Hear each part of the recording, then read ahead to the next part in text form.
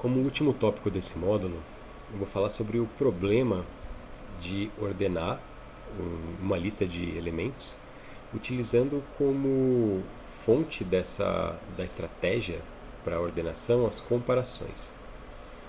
Quer dizer, se o problema de ordenar uma sequência de valores ela envolve comparar pares de valores para determinar qual é menor ou qual é maior, como é que a gente consegue analisar o problema como um todo? Nós vimos três algoritmos, uma série de algoritmos, mas três algoritmos principais que conseguem realizar a ordenação de, de elementos em, com uma complexidade proporcional a n log n. Né, esses algoritmos foram o merge sort, o heap sort e o quick sort. Até agora, esses foram os algoritmos mais rápidos que nós conseguimos estudar. E aí fica a pergunta se existe um jeito de superar essa classe de problemas. Quer dizer, será que eu consigo gerar um algoritmo de ordenação baseado em comparação que seja mais rápido do que ele em log n? Essa é a pergunta. Bom, para poder estudar esse tipo de cenário, ao invés de se debruçar em um algoritmo em particular, nós temos que estudar o problema em si de algoritmos de ordenação baseado em comparação.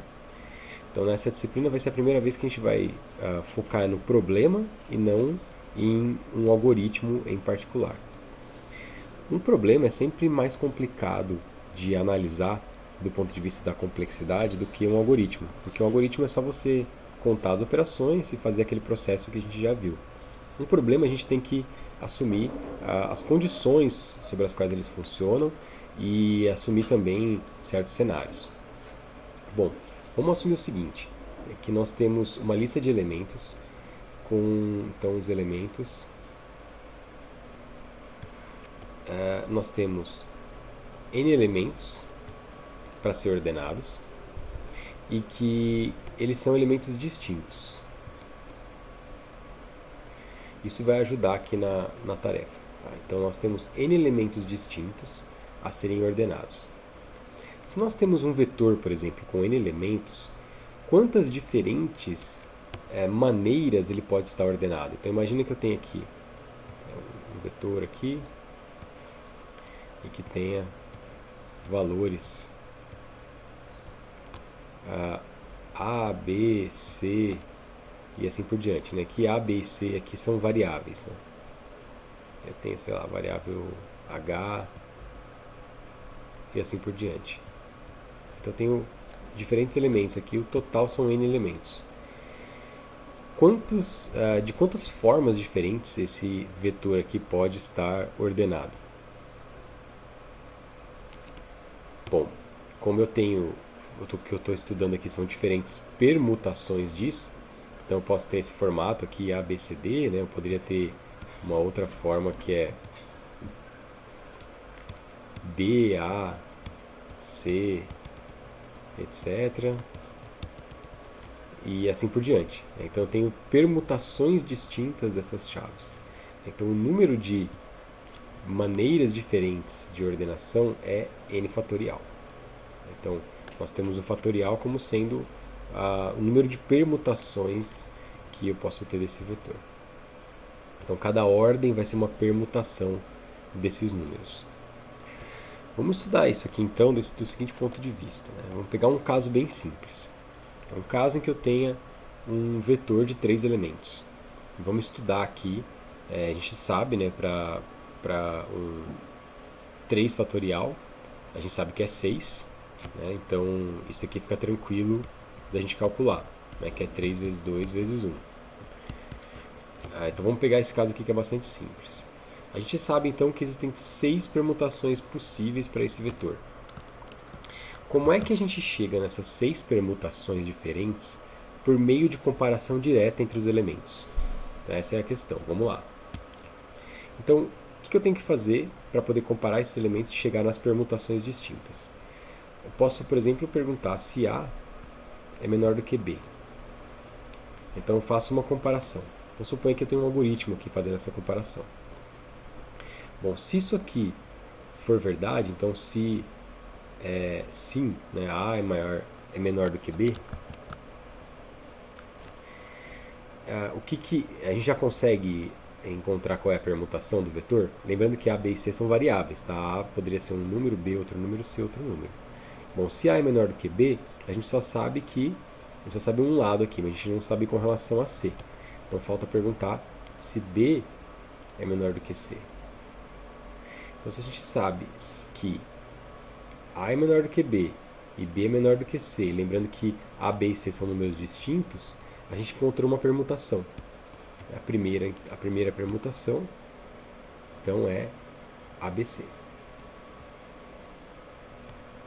A gente encontrou aqui, essa é a ordem original do vetor. Mas a gente poderia ter outros cenários, né? Então vamos lá. Se A é menor do que B, mas B não é menor do que C, então o que está faltando fazer aqui? O que está faltando a gente comparar? Então, que seria não.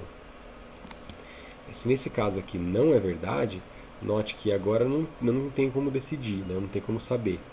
Porque eu tenho que comparar também agora o C com o A, para saber quem é o menor. Então agora eu tenho que fazer uma segunda comparação. A é menor do que C? Se A for menor do que C, a gente vai ter um caso, se não for, vai ter outro caso.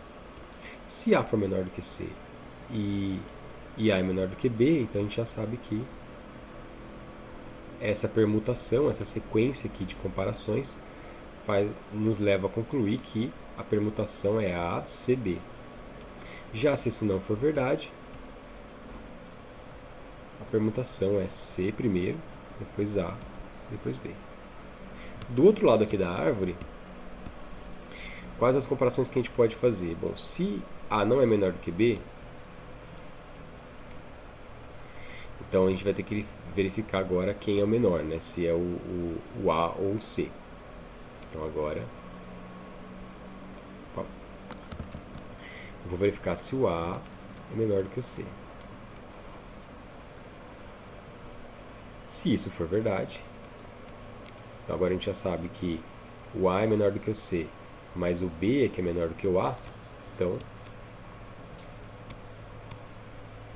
a permutação é B, A e C. Caso contrário, se não, então eu teria que comparar de novo, né? Que aqui, como eu não sei agora quem é menor, se é o B ou se é o C. Então eu comparo se B é menor do que o C. Se isso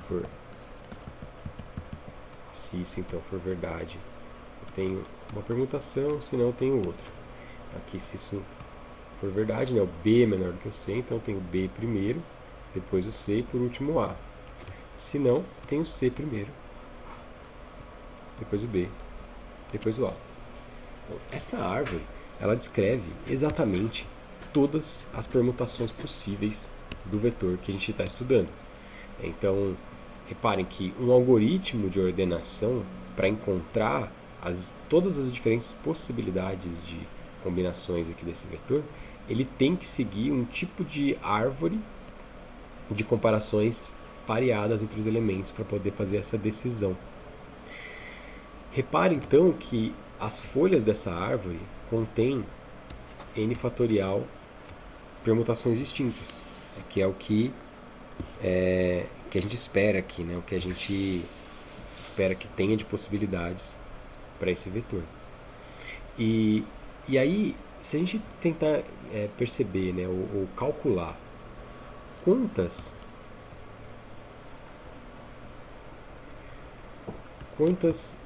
decomparações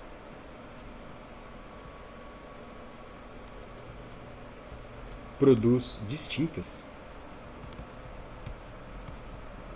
existem aqui nesse algoritmo. Quantas decomparações distintas? Repara que aqui eu tenho A menor que B, B menor do que C, A menor do que C. Mas olha, A menor do que C repete aqui. E B menor do que C repete aqui também. Então, eu sei que o número de comparações distintas é 3. Então, o algoritmo ele vai fazer, ele vai seguir por uma sequência de comparações que vai incluir essas comparações distintas. E e aí eu sei, né, que 2 elevado ao número de comparações diferentes tem que ser maior ou igual ao n fatorial. Então, isso aqui a gente sabe. Qual que é a ideia disso? Né? Se eu tiver todas as comparações binárias diferentes combinadas, o número de elementos aqui da árvore ela vai ser sempre maior ou igual ao número de folhas dessa árvore. Isso que eu estou querendo estudar aqui. Né? Então, o número de comparações distintas ele vai ser sempre maior ou igual ao número de folhas dessa árvore. Isso aqui é dado para a gente. Então, qual que é a ideia aqui? Né? O algoritmo ele vai precisar realizar comparações binárias, né? No formato de que, vou pegar aqui mais uma folha. Então, o algoritmo vai realizar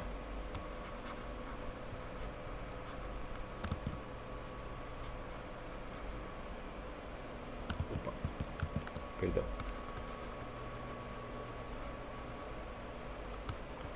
Ele vai realizar até 2 elevado a d comparações para obter a permutação. Tá? Esse é o máximo aqui que ele vai poder realizar. Isso significa que a gente tem esse limite superior. Né? Então, 2 elevado a d vai ser maior ou igual ao n fatorial. Esse é o número máximo aqui de comparações que ele vai fazer. Como é que a gente chega aqui, então, como é que a gente analisa, então, esse número de comparações com base no que a gente precisa resolver para um número genérico aqui, não apenas para aquela árvore pequenininha. Bom, a gente vai fazer o seguinte, né? Se a gente quer encontrar os valores aqui, a gente tem que encontrar o que significa 2 elevado a d. Bom, para o n fatorial, né, para a gente poder resolver para o n fatorial, a gente vai encontrar duas partes aqui para o n fatorial. A gente vai encontrar um limite inferior e um limite superior para ele. Bom, qual que seria um limite inferior? O limite inferior é aquele que a gente sabe que o n fatorial vai ser sempre maior do que ele e o superior vai ser sempre menor ou igual a ele. Vamos pegar por partes aqui então. Então a gente sabe que a gente vai calcular agora, né? Que n fatorial vai ser sempre maior ou igual a seguinte sequência. Se eu pegar, vamos começar do começo, né? N fatorial é igual a n vezes n menos 1 vezes n menos 2, assim por diante, até 1. Se a gente pegar metade dos termos, então a gente pega aqui metade dos termos, n sobre 2 termos, e computa aqui com base nesses n sobre 2 termos, mas ao invés de considerar todos os termos aqui, n menos 1, n menos 2, a gente considera n menos 2 vezes n menos 2, n sobre 2.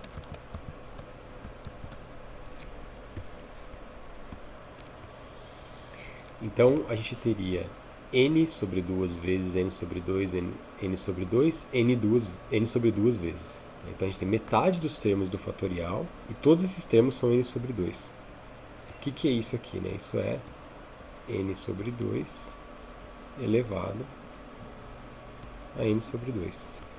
Então, isso aqui vai ser sempre menor. A gente garante aqui que esse termo aqui vai ser sempre menor do que o n fatorial, certo? Esse é o limite, então o primeiro limite que a gente achou.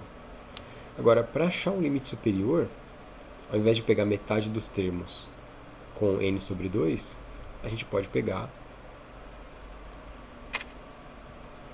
todos os termos, só que agora transformar todos os termos em n. Então agora eu tenho n vezes n, vezes n, vezes n, etc. Então agora o que eu tenho é esse termo aqui é igual a n elevado a n. Agora a gente encontrou, né? A gente sabe que n sobre 2 elevado a n sobre 2, esse termo aqui é menor ou igual ao n fatorial, que é menor ou igual a n elevado a n. Tá. O que a gente faz com isso então? Né? A ideia aqui é encontrar sanduichar o n fatorial. Como é que a gente faz isso? Aplicando o log dos dois lados.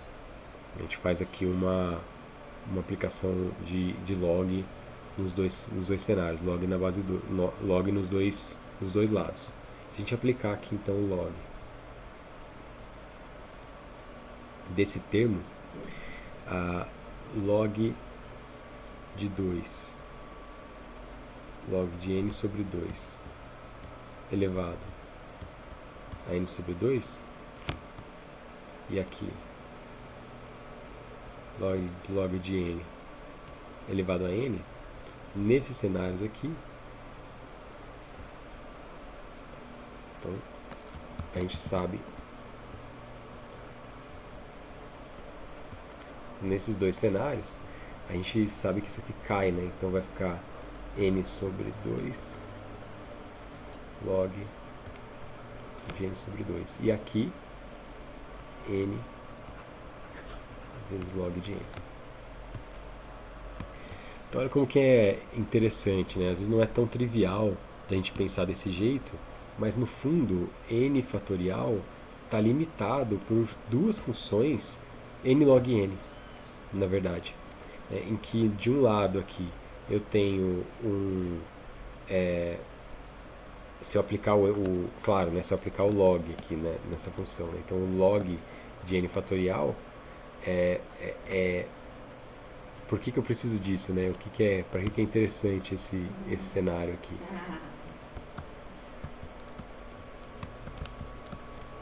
Porque eu vou ter o seguinte, né? Se eu aplicar o log, deixa eu tirar aqui. Então estou aplicando o log dos dois lados, né? E teria que aplicar o log do n fatorial também. Né? Onde que isso se aplica? Aqui nessa equação. Né?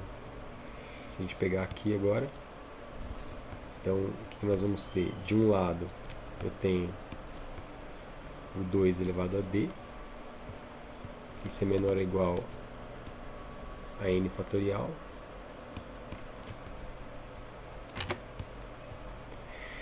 Então, o que eu faço? Eu vou fazer, se eu aplicar log dos dois lados,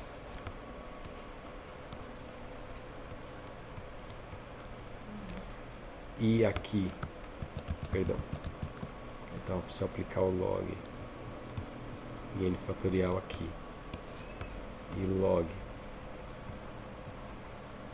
2 elevado a d, a gente consegue encontrar a solução para essa equação, que vai ser o seguinte, né? Aqui eu sei que o n fatorial está entre dois logs de n log n, e então a gente vai aproximar isso para n log n.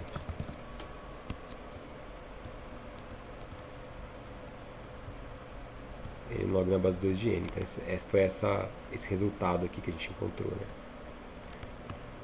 Como essas duas aqui são só constantes, né? Dividir por 2 é uma constante. Então ambos aqui são big O de n log n. Então a gente consegue substituir desse jeito. E esse aqui a gente consegue transformar em d, né? Então log na base 2 de 2 elevado a d é d.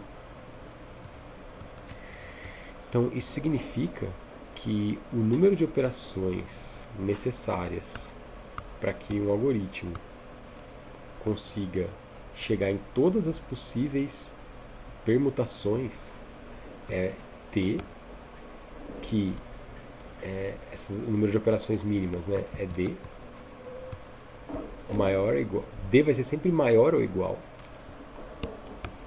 a n log n. E isso aqui, esse resultado, nos indica que existe um limite inferior para o número de comparações que podem ser realizadas de maneira que eu consiga realmente chegar em todas as permutações possíveis. Então, imaginando que eu tenho um cenário de todos os elementos são distintos, não existe um algoritmo que seja capaz de resolver isso em menos de...